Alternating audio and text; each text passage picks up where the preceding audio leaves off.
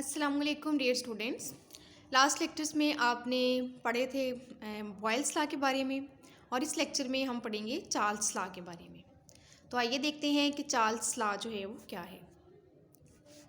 Charles law जो है ये कांस्टेंट प्रेशर और कांस्टेंट अमाउंट ऑफ गैस यानी कि फिक्स्ड अमाउंट ऑफ गैस जब हमारे पास हो तो इन कंडीशंस पे ये गैस के टेम्परेचर और वॉल्यूम के दरमियान रिलेशनशिप स्टडी करता है।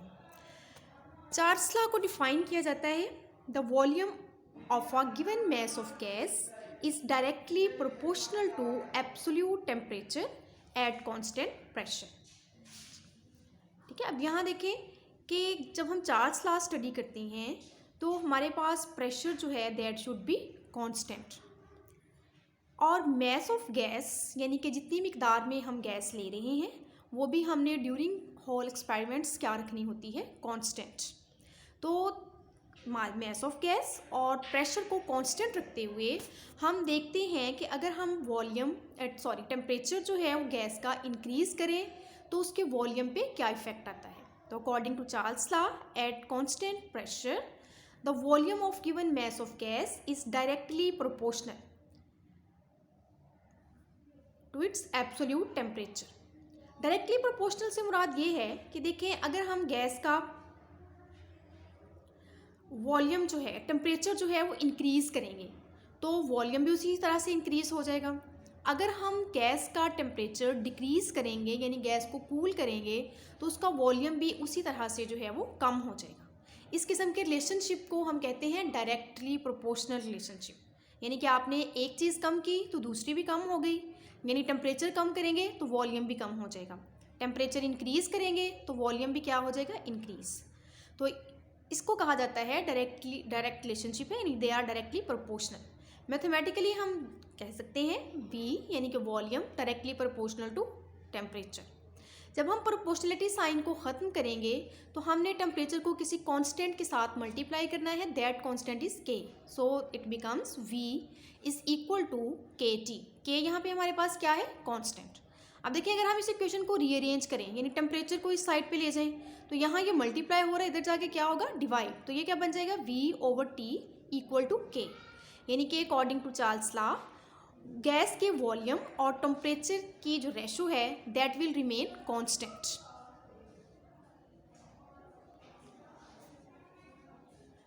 अब फर्ज करें कि हमने टेम्परेचर जो है वो चेंज कर दिया है T1 से T2, ठीक है, यानी कि हमने गैस को वार्म किया है, हीट अप किया है। पहले इसका टेम्परेचर T1 था, उसके बाद हमने टेम्परेचर इंक्रीज़ किया तो नए वाले टेम्परेचर को हम क्या नेम देंगे, T2 का, ठीक है।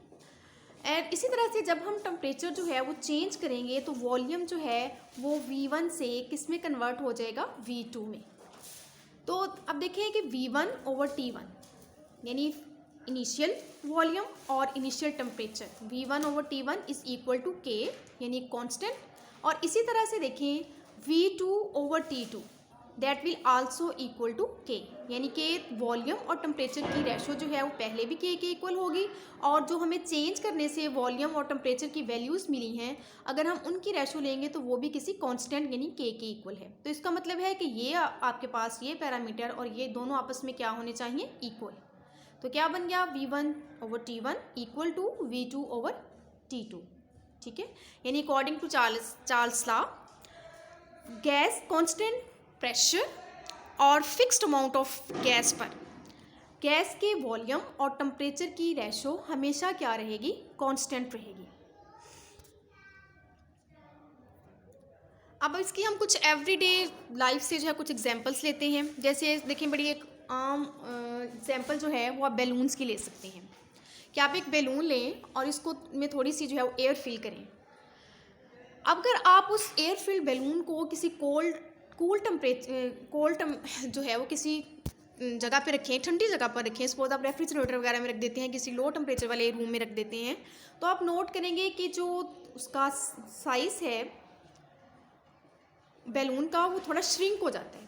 अगर आप उसी बैलून को लें और उसको सनलाइट में रख दें तो क्या होगा कि आप देखेंगे कि कुछ टाइम के बाद उसका साइज़ जो है वो थोड़ा एक्सपेंड हो जाता है, ठीक है। जैसे आप देखें कि लो टेम्परेचर पे थोड़ा सा जो है ये श्रिंक हो जाएगा, जब हम इसी बैलून को बाहर धूप में रख देंगे तो इसका जो है वो वॉल्यूम इंक्रीज हो जाएगा। ऐसा क्यों होता है कि देखें, जब हम लो टेम्परेचर पे था बैलून, तो इसके अंदर जो एयर यानी गैस है वो क्या थी, वो भी उसका वॉल्यूम क्या था, कम था। तो जब हमने इसको थोड़ी हीट दी तो एयर जो बैलून के अंदर थी उसके मॉलिक्यूल्स की काइनेटिक एनर्जी इंक्रीज हो गई, जिसकी वजह से वो एक दूसरे से थोड़ा ज़्यादा जो है वो फासले पे जाएंगे और इसकी वॉल्स के ऊपर जो है वो प्रेशर लगाएंगे, जिसकी वजह से इसका साइज़ क्या हो जाएगा, एक्सपेंड। तो देखिए जैसे ही जो है वो हाई टेम्परेचर होगा तो वॉल्यूम भी क्या हो जाएगा, हाई हो जाएगा। लो टेम्परेचर था तो वॉल्यूम भी थोड़ा क्या रहा, लो रहा। ऐसे देखिए हम बात करते हैं, एक और एग्जांपल इसकी लेते हैं कि working of hot air balloon. जो हॉट एयर बैलून होता है ये हवा में ऊपर की तरफ जाता है। अब ऊपर की तरफ क्यों जाता है कि देखिए जब हम किसी गैस को हीट करते हैं तो इसका वॉल्यूम इंक्रीज हो जाता है। वॉल्यूम इंक्रीज होने से मुराद क्या है कि ये एक्सपेंड हो जाता है गैस का वॉल्यूम। तो एक्सपेंशन की वजह से गैस की डेंसिटी जो है वो कम हो जाती है। डेंसिटी आपको पता है क्या होती है, मैस पर यूनिट वॉल्यूम। तो अब देखें जब हम गैस एक्सपेंड हो जाएगी तो उतनी ही जगह में गैस के कम मॉलिक्यूल्स होंगे, तो हम कहेंगे कि गैस की डेंसिटी हीट करने से या एक्सपेंड होने से क्या हो गई है, कम। तो लेस डेंसिटी बैलून के अंदर वाली एयर की डेंसिटी कम हो जाएगी और जो उसके बाहर एयर है जाहिर है वो कूल है, तो उसकी डेंसिटी क्या होगी, ज़्यादा। तो जिसकी वजह से ये बैलून जो है वो एयर में ऊपर की तरफ उठना शुरू हो जाते हैं। तो ये भी एक जो है वो चार्ल्स लॉ की एग्जाम्पल है। Now let we talk about the experimental verification of Charles law. Experimentally हम इस लॉ को कैसे प्रूव कर सकते हैं। देखिए हमारे पास एक बीकर है जिसमें हमने कुछ अमाउंट में जो है वो गैस ली हुई है। ये जो गैस ने स्पेस ऑक्यूपाई की हुई है this is volume of gas, और सपोज इस वॉल्यूम को हम क्या नेम देते हैं, V1 वॉल्यूम का। और इस टेम्परेचर को जिस पे अब की गैस हमारे पास मौजूद है हम क्या कहेंगे, T1 टेम्परेचर। क्लियर है, यानी ये गैस का इनिशियल वॉल्यूम है, ये इसका इनिशियल टेम्परेचर है। तो अब इसी गैस को हम क्या करते हैं, हीट करते हैं, वार्म करते हैं। इसको वार्म करने से क्या होगा कि इसके मॉलिक्यूल्स को काइनेटिक एनर्जी मिलेगी, जिसकी वजह से वो मूव करना शुरू कर देंगे और पिस्टन की वॉल के साथ जो है वो टकराएंगे और उस पर प्रेशर लगाएंगे, जिसकी वजह से क्या होगा कि पिस्टन जो है वो ऊपर की तरफ मूव कर जाएगा और गैस का वॉल्यूम क्या हो जाएगा, इंक्रीज, यानी कि गैस क्या हो गई, एक्सपेंड। और देखें जैसे यहाँ पे आपको नज़र भी आ रहा है, ठीक है, कि ये मूवेबल पिस्टन है इस गैस सिलेंडर के ऊपर। तो जब हमने हीट किया तो पिस्टन जो है था वो ऊपर मूव कर गया, जिसकी वजह से गैस का वॉल्यूम जो है वो इंक्रीज हो गया है। इस वॉल्यूम को हम नेम देंगे V2 का और इस नए टेम्परेचर को हम कहेंगे T2। तो अकॉर्डिंग टू चार्ल्स लॉ, अब देखिए इनिशियल वॉल्यूम और इनिशियल टेम्परेचर यानी कि V1 और ओवर T1, ये रेशो जो है that should be equal to final volume and final temperature, यानी V2 ओवर T2। कि वॉल्यूम टू टेम्परेचर रेशो जो है वो गैस की पहले भी वही होगी और नई रेशो जो है यानी नए वॉल्यूम और नए टेम्परेचर के मबीन जो रेशो बनेगी वो भी क्या होगी, सेम होगी। देखिए इसकी रीज़न क्या होती है कि जितना वॉल्यूम इंक्रीज होता है टेम्परेचर भी उतना इंक्रीज हो जाता है, तो ओवरऑल ये रेशो आपके पास क्या रहती है, constant. So this is the experimental verification of Charles law. अब इसी से मुतलका अब हम एक एग्जाम्पल जो है वो सॉल्व करते हैं। देखिए we have 250 centimetre cube of hydrogen cooled from 127 degree centigrade to -27 degree centigrade by maintaining the pressure constant. Calculate the new volume of the gas at low temperature. यानी हमारे पास हाइड्रोजन गैस है, कितनी मिकदार में, 250 centimetre cube, this is the volume of hydrogen gas. इसका initial temperature कितना है, 127 degree centigrade, और हमने इसको कूल किया है तो कूल करने के बाद जो टेम्परेचर है दैट इज़ -27 डिग्री सेंटीग्रेड। अब देखिए इसमें क्लियरली है कि प्रेशर कांस्टेंट, तो प्रेशर कांस्टेंट का मतलब है कि हम कौन सा लॉ अप्लाई करेंगे, चार्ल्स लॉ। तो अब देखिए द प्रेशर, अब हम इस क्या करेंगे, the pressure is kept constant so gas is obeying the Charles law. अब इनिशियल वॉल्यूम ये आपको क्वेश्चन में दे दिया गया है 250 सेंटीमीटर क्यूब, इसको हमने क्या करना है, डेसीमीटर क्यूब में कन्वर्ट कर लेना है। कैसे कि हम इसको 1000 पे डिवाइड कर देंगे, तो आपके पास क्या आंसर आ गया, 0.25 डेसीमीटर क्यूब। ऐसे इनिशियल टेम्परेचर आपके पास कितना है, 127 डिग्री सेंटीग्रेड। हमेशा याद रखिए कि जब हम चार्ल्स लॉ को से मुतल्लिका एग्जाम्पल्स वगैरह हल करते हैं तो हम टेम्परेचर को हमेशा कन्वर्ट करते हैं केल्विन में। अब केल्विन में टेम्परेचर को कैसे कन्वर्ट किया जाता है कि डिग्री सेंटीग्रेड में आपके पास जितना टेम्परेचर है आप इसमें 273 जो है वो ऐड कर देंगे। तो जैसे अब देखिए यहाँ 127 डिग्री सेंटीग्रेड था, इसमें आपने 273 ऐड किए तो क्या बन गया 400। तो ये 400 जो है ये टेम्परेचर आपके पास केल्विन स्केल पे है। इसी तरह से अब आपने फाइनल वॉल्यूम जो है उसको भी, फाइनल टेम्परेचर जो है उसको भी आपने किस में कन्वर्ट करना है, केल्विन में। कैसे कि -27 डिग्री सेंटीग्रेड प्लस 273, तो आपके पास क्या आंसर आ रहा है 246 केल्विन। तो this is the temperature at kelvin scale. अब देखिए यहाँ पे आपके पास गैस का इनिशियल V1 भी वैल्यू भी मौजूद है, T1 भी मौजूद है, T2 भी मौजूद है, हमें क्या चाहिए V2। तो चार्ल्स लॉ की हमारे पास इक्वेशन है कि V1/T1 इक्वल टू V2/T2। तो हम क्या करेंगे, हमें क्या चाहिए V2, तो आप V2 को जो है इसी साइड पे रखेंगे, T2 को आप इधर ले जाएंगे, तो क्या बन जाएगा V1 multiplied by T2 divided by T1। तो इसमें हम वैल्यूज़ पुट कर देते हैं 0.25 decimetre cube, 246 kelvin over 400 kelvin, this is equal to 0.153 decimetre cube. अगर आप इसको सेंटीमीटर क्यूब में कन्वर्ट करेंगे तो आपने क्या करना है, इसको 1000 के साथ मल्टीप्लाई कर देना है, तो ये आपके पास क्या बन जाएगा 153 centimetre cube. This is the final volume. Okay, अब हम बात करते हैं डेरिवेशन ऑफ एब्सोल्यूट जीरो। अब चार्ल्स लॉ की एक डेफिनेशन तो आपने पढ़ ली कि at constant temperature the volume of a given mass of gas is directly proportional to absolute temperature. लेकिन चार्ल्स लॉ को हम एक और तरह से भी डिफाइन कर सकते हैं कि at constant pressure the volume of given mass of gas increases और decreases by 1/273 of its original volume at 0 degree centigrade for every 1 degree centigrade rise or fall in temperature।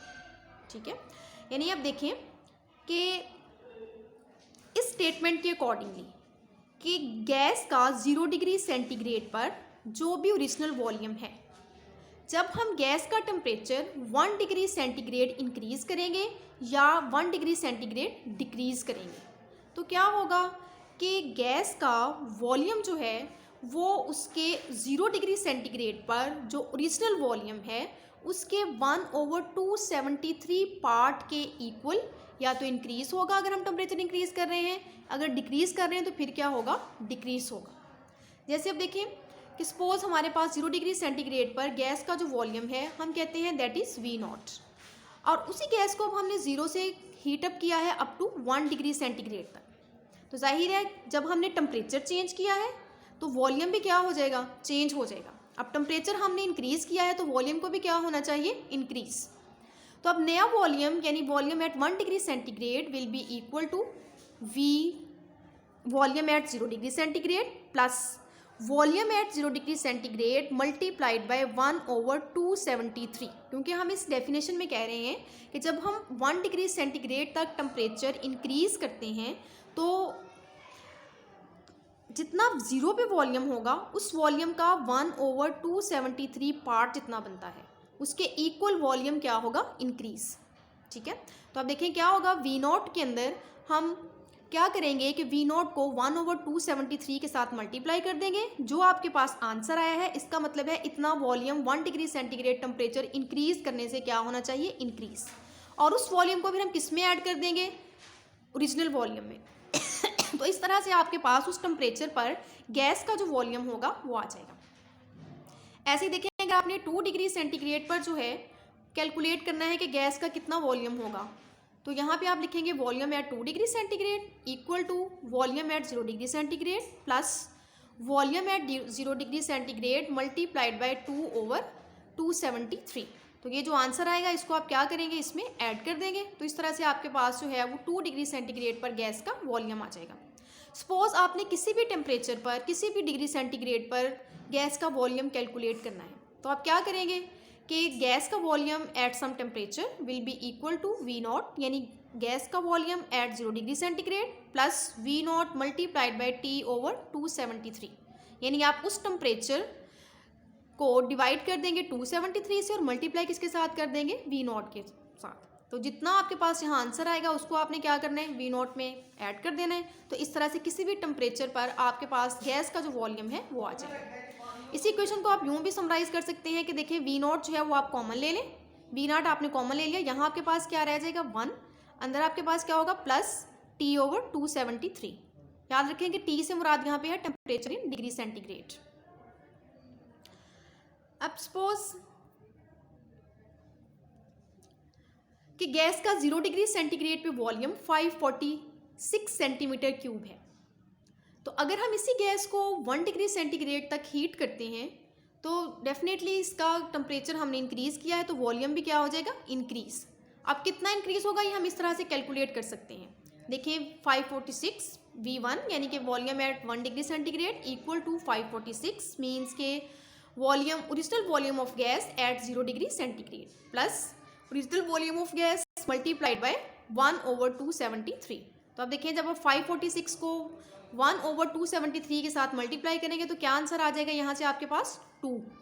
तो 546 में हम 2 ऐड कर देंगे, क्या आंसर आ गया 548 centimetre cube. तो 1 degree centigrade heat करने से जिस गैस का वॉल्यूम 0 डिग्री सेंटीग्रेड पे 546 था, 1 डिग्री सेंटीग्रेड पे वो कितना बन जाएगा 548। ठीक है, क्योंकि हमने टेम्परेचर इंक्रीज़ किया है तो वॉल्यूम भी क्या हो गया है, इंक्रीज़। इस तरह से देखें अगर हम गैस का वॉल्यूम जो है वो 100 डिग्री सेंटीग्रेड तक इंक्रीज़ कर देते हैं। यहाँ पे एक चीज़ नोट करें कि हमने टेम्परेचर 1 डिग्री सेंटीग्रेड इंक्रीज़ किया है और वॉल्यूम हमारे पास 2 सेंटीमीटर क्यूब के इक्वल जो है वो इंक्रीज़ हो गया है। ऐसे अगर हम वॉल्यूम टेम्परेचर जो है वो 100 डिग्री सेंटीग्रेड तक इंक्रीज़ करेंगे तो वॉल्यूम हमारे पास कितना 200 सेंटीमीटर क्यूब इंक्रीज़ हो जाएगा और हमारे पास फाइनल वॉल्यूम 100 पे कितना बन जाएगा 746। लेकिन ये नोट किया गया कि टेम्परेचर में वॉल्यूम में जो इंक्रीज़ है that is not corresponding to increase in temperature on Celsius scale. ठीक है, यानी इस बात का क्या मतलब है कि जितना टेम्परेचर में इजाफा हो रहा है सेल्सियस स्केल पर वॉल्यूम जो है वो उसके मुताबिक इंक्रीज़ नहीं हो रहा। ठीक है, ये चीज़ नोट की गई। अब कैसे देखें, इसको मैं एक चीज़ से क्लियर करती हूँ कि हमारे पास गैस है जिसका जो इनिशियल टेम्परेचर है दैट इज़ 10 डिग्री सेंटीग्रेड और ये नोट किया गया कि 10 डिग्री सेंटीग्रेड पर गैस का जो वॉल्यूम है दैट इज़ 566 सेंटीमीटर क्यूब। और जब हम टेम्परेचर गैस को वार्म करते हैं तो यानी अप टू 100 डिग्री सेंटीग्रेड तो इसका वॉल्यूम कितना हो जाता है 746। अब according to Charles law V1/T1 should be equal to V2/T2। तो अब हम देखते हैं कि क्या ये चार्ल्स लॉ जो है वो फॉलो हो रहा, ओबे हो रहा है या नहीं। अब देखिए V1 हमारे पास क्या है 546, ठीक है, और जो T1 है वो कितना है 10। तो 566 डिवाइडेड बाय 10। V2 आपके पास क्या है 746 और T2 क्या है 100। तो 746 डिवाइडेड बाय 100।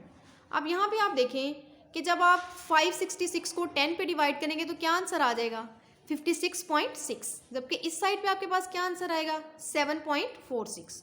तो इट मीन्स दोनों साइड्स जो हैं यानी कि V1/T1 is not equal to V2/T2। तो इसका मतलब क्या हुआ कि यहाँ चार्ल्स लॉ जो है वो ओबे नहीं हो रहा जब टेम्परेचर हमने किस स्केल पे मेंशन किया है सेंटीग्रेड स्केल पे। ठीक है, तो यहाँ फिर उस वक्त जो था इस रीज़न की वजह से एक नया स्केल जो था वो डेवलप किया गया जो कि स्टार्ट होता है -273.16 डिग्री सेंटीग्रेड से, जिसको हम नेम देते हैं 0 केल्विन का और एब्सोल्यूट ज़ीरो का। अब देखिए इसी टेम्परेचर को यानी 10 डिग्री सेंटीग्रेड को अगर हम कन्वर्ट कर दें केल्विन स्केल पे, केल्विन टेम्परेचर में, यानी कि 10 के अंदर आप क्या ऐड करें 273, तो क्या बन जाएगा आपके पास 283। ठीक है, this is temperature on kelvin scale. ऐसे 100 डिग्री सेंटीग्रेड को अगर आप केल्विन में कन्वर्ट करें तो आपके पास 100 + 273 क्या आ जाएगा 373। तो अब देखिए जब हम V1 यानी 566 को डिवाइड करते हैं 283 पे तो क्या आंसर आता है 2। ऐसे जब आप V2 यानी 746 को डिवाइड करते हैं 373 पे तो क्या आंसर आएगा 2। तो both sides are equal. No it means कि चार्ल्स लॉ इज ओबेइंग। ठीक है, तो यहाँ से आपको क्लियर हो गया कि अगर हम टेम्परेचर सेंटीग्रेड स्केल पे शो करते हैं तो उस केस में हमारे पास जो है चार्ल्स लॉ जो है वो ओबे नहीं हो रहा होता क्योंकि V1/T1 is not equal to V2/T2 in that case. तो फिर क्या किया गया कि एक टेम्परेचर का एक नया स्केल यानी केल्विन स्केल इंट्रोड्यूस करवाया गया, जो कि स्टार्ट होता है -273.16 डिग्री सेंटीग्रेड से, क्या जिसको हम कहते हैं 0 केल्विन, और केल्विन स्केल पे फिर जो है चार्ल्स लॉ ओबे हो रहा है। अब देखिए चार्ल्स लॉ को हम ग्राफिकल एक्सप्लेनेशन से जो है वो इसकी ग्राफिकल एक्सप्लेनेशन जो है वो देखते हैं। सपोज हमारे पास 1 मोल गैस है, ठीक है जी,